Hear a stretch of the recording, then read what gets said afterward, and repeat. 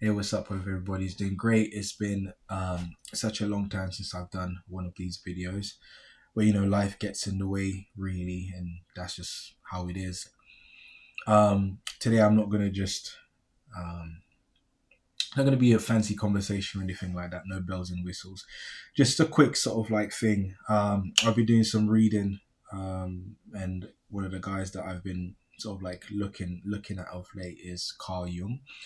I won't tell you much about him, but he says some profound things which I think is worth just checking out and just reading for yourselves. But he has sort of this quote where he mentions that, something along the lines of, I'm really paraphrasing here, at times we continue to do the absurd because we are afraid to face our own soul, something along those lines. And sort of what he's trying to insinuate is that we sometimes look at our lives and realize where we've gone wrong, the things that we're doing wrong, and then we just sort of like, okay, then, maybe because of your pride, maybe because, you know, you said to yourself you dedicated too much time or too much effort, sacrificed too much into doing something, to achieving something, sustaining or building a type of relationship, you then say to yourself, okay, then I'm just going to continue on this path forward, whilst knowing that what you're doing doesn't sort of like make any sense to you or serve you quite well. And it sort of reminded me when I read that phrase of a time in my life. I was probably around 17, 18, or maybe even younger than that, maybe 16, 17, I don't know. But I migrated from Jamaica when I was 11-year old to live in London. And at around 17, 18, me and my nephew were sort of like the same age, and we grew up as brothers. We were, just about to go to uni, and we're trying to figure out sort of like, what is it that we need to do with our lives? Where do we need to go? What decisions do we need to make? And we decided amongst ourselves that we need to take a trip and go back home. And so we went back to Jamaica, and the idea was to sort of like remember what our why was. We went back and we saw the people that we left behind, friends, family, the environment that we grew up in, along with those circumstances that we grew up in as well, the community, everything. And then we sort of came to this realization that, this is the reason, these are the people we sort of left behind, and the reason why was to make a better life for them, for us, and also to reflect that it is possible to do something and be something more than our circumstances. And so, yeah, that's sort of like the why that we came to. But I remember before we took the trip, and I was talking to my nephew, and we were saying sort of like, okay, then we need to just sort of like, figure out what we need to do. He was like, oh, yeah, we're gonna find ourselves, but what if who we find is an arsehole? And at the time he didn't realize, but it still sticks with me even now. But it's such a profound thing, because oftentimes, particularly nowadays, we have this sort of idea that we're going to either separate from family, separate from friends, we're going to leave a job, we're going to leave a relationship, we're going to do all of these sort of like different things to discover who we are, to live our best lives and all this kind of stuff. But we never, and we make the assumption that in doing those things, we will have a more profound understanding of who we are and the life that we need to live. But we never actually make the assumption that actually, what if when we do all of that, the person who we discover is a liar, is manipulative, is treacherous, is devious, vindictive, all of those horrible things rolled up together in one? Like, what then? If that's who you discover at the end of your journey, or in the middle of your journey, or during that process of self-discovery, what then?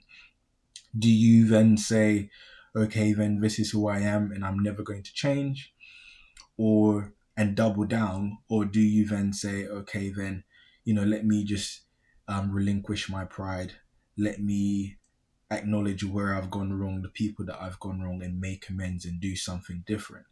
And that's the thing we often don't consider in those sort of like circumstances.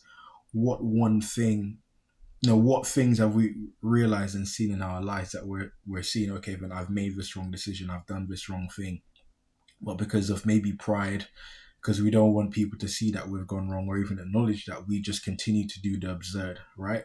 Absurd, sorry. We continue to repeat the same mistakes, make the same decisions when we know at the end of it comes that pain and comes that suffering, self-inflicted, by the way, and not because someone did something or said something to us. It's because we have made that conscious decision to go down this path. And that phrase just reminded me of that. And I had to reflect. Even in this process now, I'm currently in this process of self-reflection, trying to understand, are there any aspects of my life that I'm doing the absurd because I'm afraid to face the truth that's within my own soul? And is that truth that I've adopted some dark ways, that I have made some mistakes and refused to acknowledge them, or continue to blame others and continue to sort of like do those behaviors that I know at the end of it, it's just going to cause me pain and anguish. And yeah, that's sort of like the reason for this video today. And it's just, I hope that whoever's watching this, you'll be able to sort of have that moment where you can just, reflect on your own lives and just think, is there anything that I'm doing that's totally absurd and makes no sense, and I just continue to do it because I just don't want to face the music, so to speak. And it's hard. It's a hard thing to sort of like realize that, particularly if you're an older person, and if some decisions and choices that you've made have caused you a lot of pain, it's very hard to come to that acknowledgement and realization and admit that it's your fault and it's your responsibility and you're the reason why.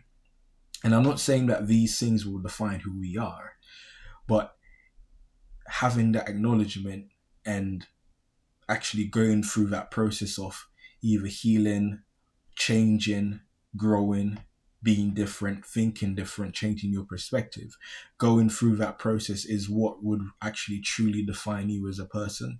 Because there's a moment I think in everyone's life, is that when you come to a realization of who you are, and then who that person needs to be, right? So at any given point in our lives, different facets, different segments, different relationships, we would get to see who we are in those moments, and then go to the realization to make the choice. Okay, then is this person someone that needs to be changed? And not because it's a thing as well, like this is how everyone expects you to be, but because you've objectively looked at the decisions and choices that you've made and just said, okay, then I really messed up here, right?